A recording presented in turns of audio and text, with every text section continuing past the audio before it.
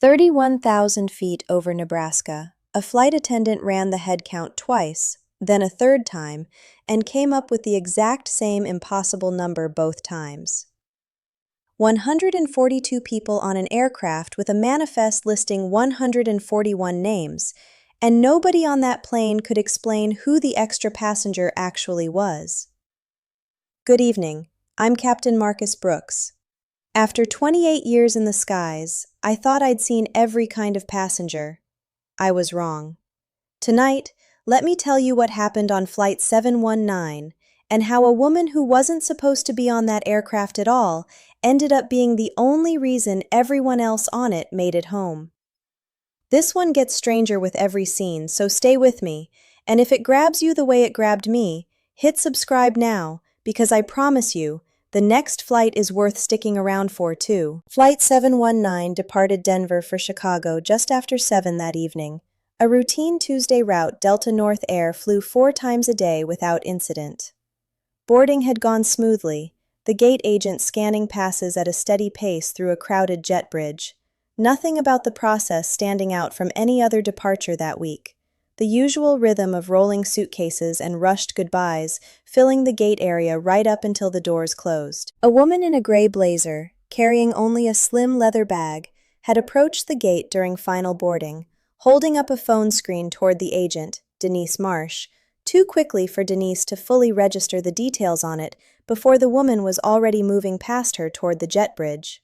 Denise, rushing to close out boarding before the departure window slipped, waved her through with barely a glance, the kind of small, forgivable lapse that happens a dozen times a day at a gate running behind schedule, and thought nothing more of it as she turned to finalize the count and radio the cockpit that boarding was complete. The woman took an open aisle seat near the back of the aircraft, said nothing to the passengers beside her, and spent most of the first hour of the flight simply watching the cabin with a quiet, unhurried attentiveness that nobody around her had any particular reason to notice. Her eyes moving methodically over rows and faces in a pattern that would have looked deliberate to a trained observer and completely unremarkable to everyone else on that aircraft. 40 minutes into the flight, lead flight attendant Carla Jimenez began a routine mid-flight head count, a standard cross-check procedure comparing the physical count of passengers against the printed manifest she carried. She counted once, got 142. She counted again, certain she'd made an error, and got the exact same number. The manifest listed 141 confirmed passengers. Carla brought the count to the cockpit, her voice controlled but carrying an unmistakable edge of concern. "Captain, I've counted the cabin 3 times. We have 1 more passenger physically on this aircraft than the manifest shows boarded." Captain Denise Ryland, a 19-year veteran with Delta North, took the report seriously and immediately, running through the possibilities out loud with her first officer, while Carla began a careful, discreet, row-by-row cross-check against boarding pass names, checking each passenger's identification quietly, without alarming the cabin, moving through the aircraft with the calm, unhurried manner of someone conducting a routine service check, rather than searching for an anomaly that could mean almost anything. The process took nearly 15 minutes, tension building steadily among the crew with every row that came back clean, every name matching exactly to the manifest, the growing list of confirmed passengers doing nothing to ease the mounting unease of knowing that somewhere on that aircraft, one person's identity remained a complete unknown. Carla worked through economy class first, then premium, methodically eliminating possibility after possibility, until she reached the woman in the gray blazer seated near the back. When Carla asked politely for her boarding pass, the woman handed over a folded paper ticket instead of a scanned digital pass, a ticket that, on closer inspection, carried no confirmation number matching anything in the airline system at all. Just a series of characters that meant nothing to Carla's practiced eye. "Ma'am, I'm going to need you to come with me to speak with the captain," Carla said, her voice carefully neutral despite the alarm running underneath it, years of training keeping her tone level even as her pulse noticeably quickened. The woman nodded without protest, standing calmly and following Carla toward the front of the aircraft, drawing curious glances from nearby passengers who had no idea what was unfolding around them. In the small galley area near the cockpit, away from the rest of the cabin, the woman spoke quietly to Carla and Captain Ryland both. "My name is Agent Renata Cole," she said, keeping her voice low and even. "I need you to contact your operations center and verify my credentials through the Federal Air Marshal Service before this goes any further. I understand exactly how this looks, and I need you to follow every protocol you have. I would expect nothing less." She produced a badge and identification, holding it steady while Captain Ryland examined it closely, comparing photographs and serial numbers against nothing she could verify herself at 31,000 feet, the uncertainty in the cockpit thickening with every passing second, the badge itself offering no more certainty at altitude than the folded paper ticket had a few minutes earlier. Captain Ryland radioed the operations center immediately, relaying Agent Cole's credential information and requesting urgent verification through federal channels, her voice tight with the particular strain of a decision that had no comfortable middle ground. If the woman was exactly who she claimed to be, treating her as a threat risked compromising an active federal operation. If she wasn't, failing to treat her as a threat risked far worse, and there was no way to know for certain which possibility they were actually dealing with until someone on the ground confirmed it. The response took 11 agonizing minutes. Minutes during which Agent Cole remained calm, patient, and entirely cooperative, answering every question asked of her without defensiveness, understanding completely why the crew needed to proceed exactly as they were. She didn't ask them to hurry, didn't push back against a single procedural step, simply waited with the same quiet stillness she'd carried since the moment Carla first approached her seat. When the response finally came back through operations, it confirmed everything Agent Cole had claimed.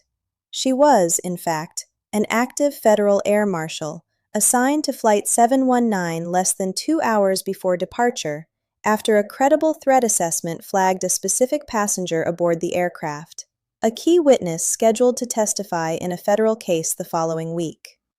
The assignment had come through so late and through such tightly restricted channels that the standard manifest update process hadn't caught up before boarding closed, a rare but not unprecedented gap between an emergency security assignment and the paperwork trailing behind it. "I apologize for how this unfolded," Agent Cole said, once Captain Ryland relayed the confirmation. "The gate agent scanned my credentials, not a boarding pass, which is standard for this kind of last-minute placement, but it clearly didn't sync properly with your manifest system in time. I should have flagged it to your crew directly the moment I boarded, instead of assuming the paperwork would catch up on its own. That's on me." Captain Ryland studied her for a long moment, the tension in the cockpit easing, but not fully dissolving, the relief of confirmation still tangled up with everything the last 20 minutes had cost the crew's nerves. "You said there's a specific concern on this flight. Should my crew be worried about anything else right now?" "There's a passenger in row 24 I need to keep a close, quiet eye on for the remainder of this flight," Agent Cole said. "I don't expect a problem, but I'd rather be sitting exactly where I am than not." Agent Cole returned to her seat without drawing further attention, and the flight settled back into its ordinary rhythm, most passengers never once aware that anything unusual had happened at all. The entire encounter contained so carefully within the crew's professional discretion that even the passengers seated closest to the galley had no idea a federal verification had just taken place feet from their row. But roughly 20 minutes before the aircraft began its descent into Chicago, a man seated 2 rows behind the passenger in row 24, a witness named Harold Pruitt, traveling under a temporary federal relocation arrangement ahead of his testimony, stood abruptly and moved toward the row, his posture tense, his hand reaching into his jacket in a way that read, to Agent Cole's trained eye, as anything but casual. She was out of her seat and beside him within 2 seconds, her voice low, controlled, and utterly without panic. "Sir, I need you to sit back down and show me your hands, slowly." The man froze, clearly unprepared for the speed and certainty of her response, and after a tense several seconds complied, lowering himself back into his seat with his hands visible, the small folded knife he'd been reaching for never fully clearing his jacket pocket. Agent Cole calmly secured the item, spoke quietly with him for the remainder of the flight, and radioed ahead to have local authorities meet the aircraft upon arrival.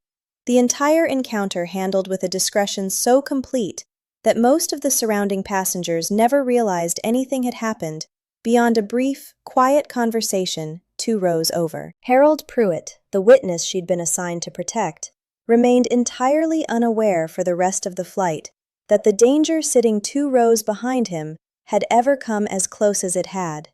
Exactly the outcome Agent Cole had been trained, for years, to deliver without ever letting the moment turn into a spectacle that could put him or anyone else in the cabin at further risk.